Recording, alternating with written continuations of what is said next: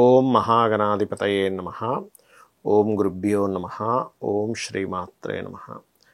పరమేశ్వర స్వరూపమైనటువంటి జ్యోతిష, వాస్తు మరియు ఇతర అనేకమైనటువంటి శాస్త్రములను మనకు అందించినటువంటి మహర్షులకి నమస్కారం. హయగ్రీవ హయగ్రీవ హయగ్రీవేతి యోపదేత్తస్స నిస్సరతే వాణి జహ్నుకన్యా ప్రవాహవత్. అరుణాం కరుణాతరంగితాక్షీం ధృతపాశాంకుశపుష్పబాణచాపాం అనిమాదిభిరావృతాం మయూకైః అహమిత్యేవ విభావయే భవానీం. శ్రీమాత్రే నమః.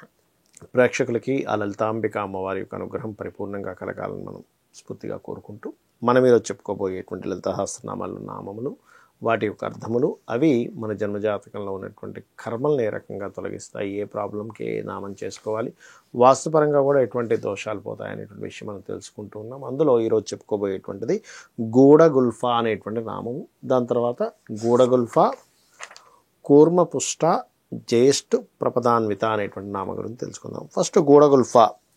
గూఢగుల్ఫా అంటే ఏమిటి? లావైన చీలమండలములు కలది.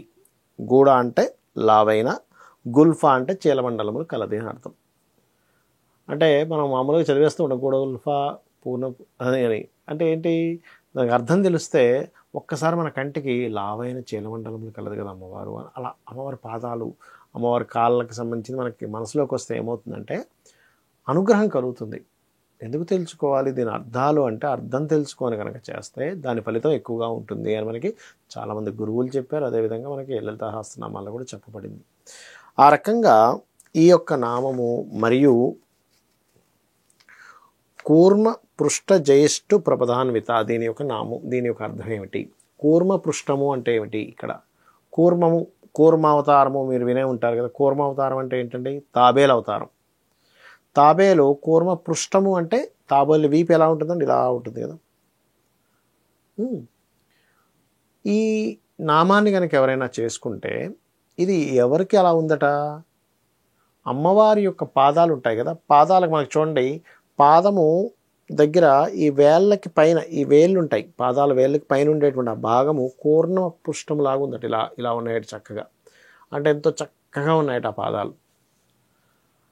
ఆ పాదాలని కనుక ఎవరైనా ఈ నామంతో కనుక చేసుకుంటే, ఒకటి మీరు గుర్తుపెట్టుకోండి, అమ్మవారి పాదాలని స్వయంగా మీరు ముట్టుకొని నమస్కరించిన ఫలితం వస్తుంది. అమ్మవారి పాదాలని స్వయంగా ముట్టుకొని చేసినటువంటి ఫలితం వస్తే ఏమవుతుందండి? ఒకటి గుర్తుపెట్టుకోండి, ఈ నామం వల్ల కలిగేటువంటి ఫలితాల్లో మీకు అధికమైన ఖర్చులు అవుతున్నాయి అనుకోండి. ఏమంటే అన్నీ లాసెసేనండి, నాకు రూపాయి లాభం లేదండి, చిన్నప్పటి నుంచి చూస్తున్నాను, అన్నీ కోల్పోతున్నాను. కోల్పోవడం ఆగుతుంది. రెండవది, ఒక వ్యాపారం చేస్తాను, అన్ని నష్టాలే వస్తున్నాయి. ఇందాక దాంట్లో వ్యాపార లాభాలు, ఇది నష్టం తగ్గడానికి. అలాగే మరొక విషయం ఏంటంటే, కొంతమంది విదేశాలకు వెళ్దామని ప్రయత్నం చేస్తూ ఉంటారు. ఆ ప్రయత్నం కూడా ఫలిస్తుంది దీనివల్ల. ఎందుకు? 12వ స్థానం యాక్టివేషన్ అవుతుంది పాజిటివ్గా, అంటే ఖర్చులు తగ్గుతాయి. ఇంకోటి, వివాహ జీవితంలో ఏదైనా, కొంతమందికి చూడండి 2 వివాహాల యోగం ఉందండి, లేదా మా వివాహ జీవితం బాగుండట్లేదండి, అమ్మవారి పాదాలకు సంబంధించిన ఈ నామం చేసుకుంటే కూడా వివాహ జీవితం బాగుపడుతుంది. అందులో ఎటువంటి సందేహం లేదు, నిస్సందేహంగా చేసుకోవచ్చు. అయితే ఇది ఎవరి జన్మజాతకంలో అయినా 12వ స్థానం పాడైనా వాళ్ళు విదేశాలు వెళ్దామంటే వెళ్ళలేకపోతుంటారు, అప్పుడు ఈ నామం. అదేవిధంగా ఖర్చుల భావం, విపరీతమైన ఖర్చులు, అనవసరమైన ఖర్చులు, ఆకస్మికమైన ఖర్చులు ఈ నామం పోగొడుతుంది అమ్మవారి నామాల్లో. అదేవిధంగా గృహంలో కూడా ఏమవుతుందంటే, ఖర్చుల స్థానము మనకి వేస్టేజ్ జోన్ అంటారు. అంటే సౌత్ వెస్ట్, దక్షిణ నైరుతి. దక్షిణ నైరుతిలో కనుక మీకు తెలియకుండా ఏదైనా విలువైన వస్తువులు పెడితే అది బ్యాంక్కి వెళ్ళిపోతూ ఉంటుంది, అప్పులకు వెళ్ళిపోతూ ఉంటుంది, అమ్మేసుకోవడం జరుగుతూ ఉంటుంది. అలాంటప్పుడు కొంతమందికి ఏమవుతుందంటే తెలియక ఆ భాగంలో పెడుతుంటారు. పొరపాటున అక్కడ ఏదైనా ఉంటే ఫస్ట్ తీసేసేయండి. దక్షిణ నైరుతి అంటే నైరుతికి దక్షిణానికి మధ్య భాగంలో, సౌత్ వెస్ట్కి మధ్య భాగంలో ఉంటుంది అది. అక్కడి నుంచి ఫస్ట్ తీసేసేయండి. అవి ఏదైనా విలువైన వస్తువులు అంటే ల్యాండ్ పేపర్స్ కావచ్చు, ధనం కావచ్చు, బంగారం కావచ్చు, తెలియక పెడతారు చాలామంది. తీసేసి పడమర భాగంలో పెట్టుకోండి, మంచిది. అంటే మాస్టర్ బెడ్రూమ్లో వాయువ్యం మూల పెట్టుకోండి, అది పడమర అవుతుంది మొత్తం ఇంటికి. అక్కడ పెట్టుకుంటే అది గెయిన్స్ అండ్ ప్రాఫిట్ జోన్ అంటారు.